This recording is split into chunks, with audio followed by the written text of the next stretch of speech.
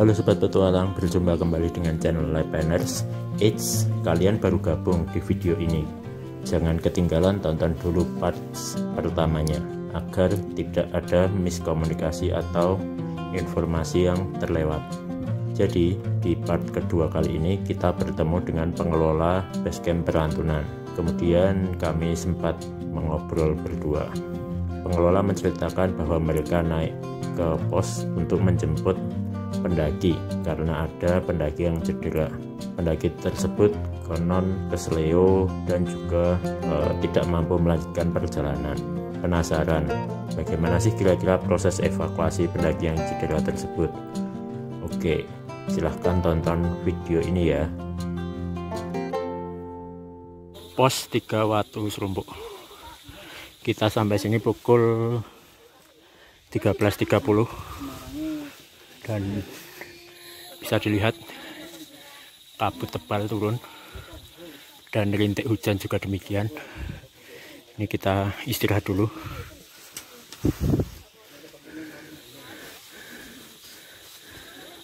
Ini saya rombongan depan sendiri, yang lain masih di belakang.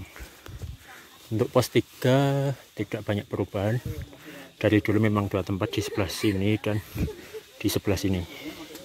Berbeda dengan pos lainnya yang bertambah lebar atau bertambah luas. Ya teman-teman, tadi dari pos 1 kita kebetulan bebarengan dengan Ranger Gunung Prau via Perantunan. Ya, ada mas-mas dan bapak-bapak yang menggunakan warna oranye, baju SAR. Saya kira patroli atau mengecek pendaki.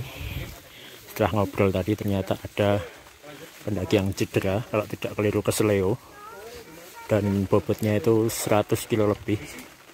Jadi untuk evakuasinya itu memang pelan-pelan dan harus diestafet. Jadi ini sudah ada 2 personil yang standby di pos 3. Oke, untuk teman-teman yang mendaki Gunung Prau ataupun gunung lainnya, lebih dipersiapkan segala sesuatunya, baik fisik, peralatan, mental, estimasi waktu. Dan ini jika memang Anda baru pertama mendaki atau tidak yakin dengan kemampuan Anda bisa, nah ini barusan yang Mas Ranger ini bilang, jadi bisa menggunakan jasa pemandu guide, atau kalau bawa barang bisa sewa porter, atau kalau teman-teman tertarik naik gunung, ini ya kebetulan kali ini kita naik open trip bareng Kelana Bumi. Jadi untuk teman-teman yang mungkin berminat, follow saja Instagramnya Kelana Bumi, nanti di sana ada jadwal tripnya. Kalau mungkin cocok bisa bergabung. Untuk meeting point atau start pointnya biasanya dari kota Solo, bisa juga langsung ketemu di base camp. Kondisi sudah turun hujan di pos 3, bisa dilihat ya Sobat Petualang, cukup ramai suasananya. Pada sudah pakai mantel dan berteduh.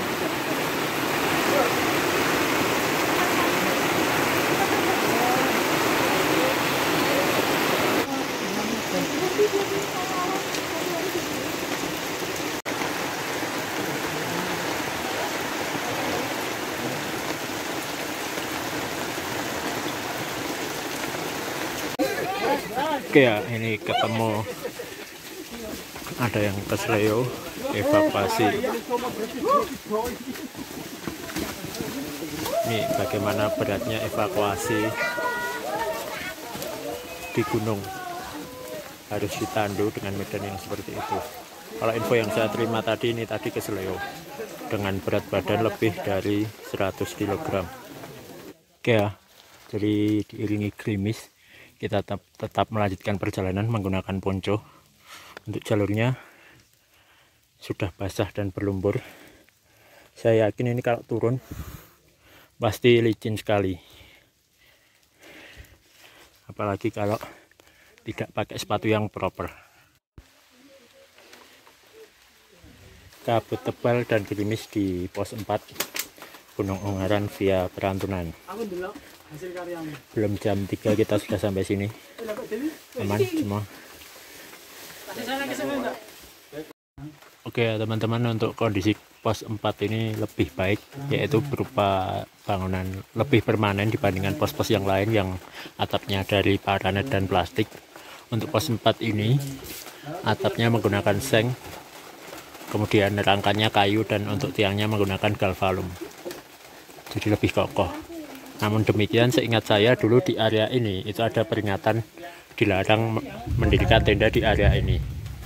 Kemungkinan dilarang karena juga di sini banyak pohon besar, di mana mungkin rawan tumbang, jadi tidak dibolehkan mendirikan tenda di area ini.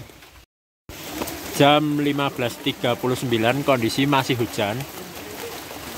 Meski demikian kabut sudah menghilang, jadi kita memutuskan mau tetap lanjut jalan daripada nanti kemalaman dan belum mendirikan tenda. Ini kita juga di pos 4 ini bareng rombongan dari Blora. Kondisi pos 4 ini juga cukup ramai dan masih banyak sekali ternyata rombongan yang turun dari atas. Dari tadi tidak putus-putus, banyak sekali rombongan yang turun. Oke sobat petualang, setelah tadi kita nekat dari pos 4 melanjutkan perjalanan karena kita lihat agak terang, dan benar-benar setelah melalui itu hujan reda dan perjalanan kita menuju puncak disuguhi view Kabupaten Semarang, Bawen sampai Salatiga terlihat dari sini. Oke sobat petualang, pukul 16.15 kita sampai di pos 5 Tikungan Cinta. Kembali saya terkaget karena suasananya sudah berganti. Dulu pos 5 itu kalau tidak salah hanya ada kursi di tikungan ini. Saat ini sudah ada shelternya sama dengan pos 4 berupa seng dan galvalum, dan tempatnya juga menjadi luas. Untuk camp juga rekomendasi di sini, tempatnya juga datar. Ini kita ketemu rombongan dari Blora. Namanya siapa? Albi.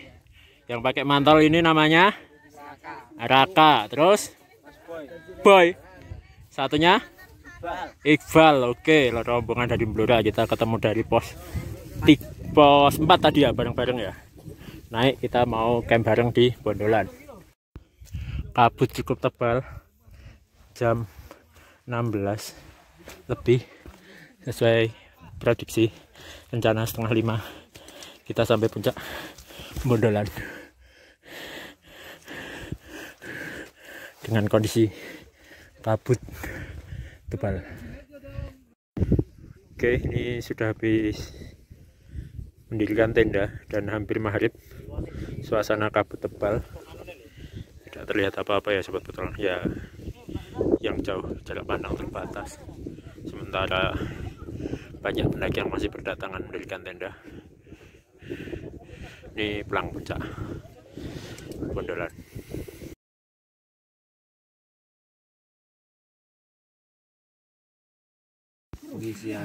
Ya teman-teman, selamat pagi. Ini kita mau summit. Sudah menunjukkan jam 3.20. Sebelum summit kita masak ransum.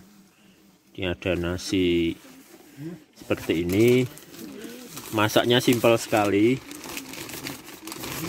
Jadi ada ponsnya seperti ini. Nah, ini cara masaknya hanya dimasukkan ke ini, ke kantong ini. Otomatis memasak. Dan tadi ternyata airnya itu nggak butuh yang banyak banget. Saya tadi nuang aja kebanyakan, lebih dari garis batas ini. Jadi nanti dibuka ini klipnya ini. Terus lah ini di dalam sini itu ada dua ya, nanti ada nasi. Oke, bentar.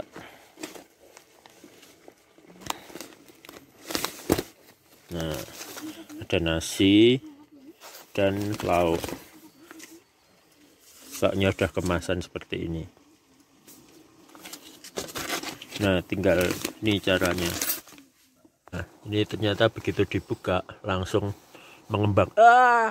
Terlalu banyak airnya, jadi kayaknya tumpah. Ya, jadi yang ransum kita masak tadi sudah jadi. Ini tinggal dibuka dari kemasannya, dituang. Ini ada wadahnya sekalian. Nah, ya ikan badang lah ini. Enak deh. Lauknya ayam. Ayam ya? Daging ayam apa? Daging terenggiling ini mas. Sama nasi. Nah ini ransum. Ini daging terenggiling. Masaknya enak banget. Ini Gampang sekali, ya? cukup 7 menit.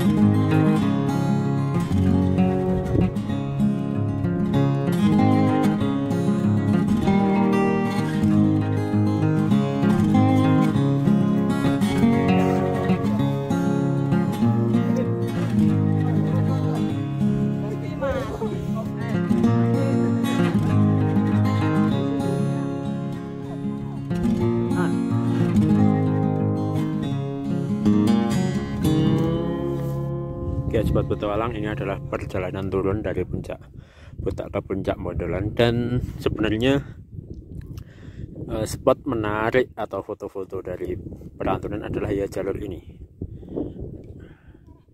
Dimanakah puncak Bondolan berada? Di sana.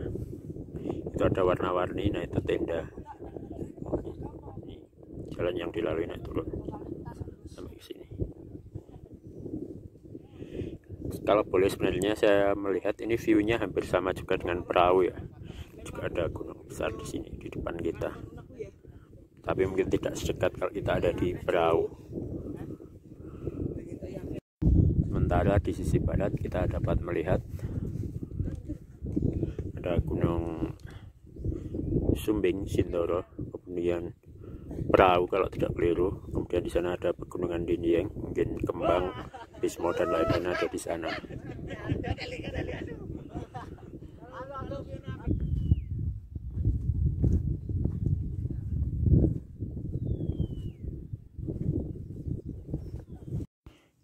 Dari sini juga kita dapat melihat rawa pening ya. Ini rawa pening. Tampak jelas terlihat dari puncak Ungaran. Kita tadi melalui naik turun sampai ke sini. Dan puncak Bandulan masih ada di sebelah sana, tenda warna-warni. Oke sobat petualang, itu adalah gambaran puncak Bondolan. Ramai dan harus antri untuk foto. Setahu saya selain puncak Bondolan, ini juga ada puncak Butak dan puncak Banteng Rider. Kondisi camp puncak Bandulan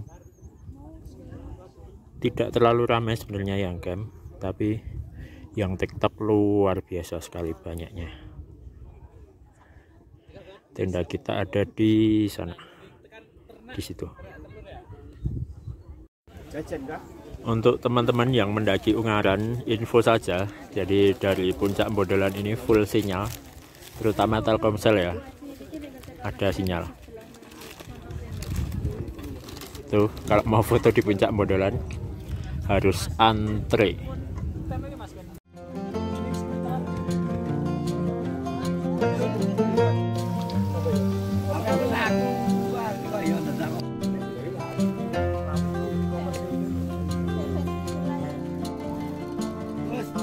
Siap, ayo.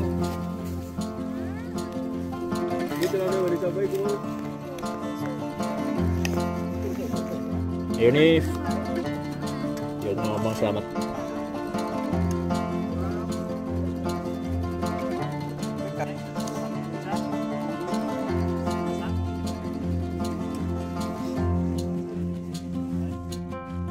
Oke sobat petualang, demikian video pendakian Gunung Ungaran via Pelantunan. Bagi sobat petualang yang berencana mendaki gunung secara langsung, selalu persiapkan segala sesuatunya dengan baik, baik itu fisik maupun peralatan, karena itu sangat berpengaruh saat nantinya benar-benar sobat petualang berada di jalur pendakian maupun pasca pendakian. Oke ya, demikian video ini, sampai jumpa di video selanjutnya. Dadah.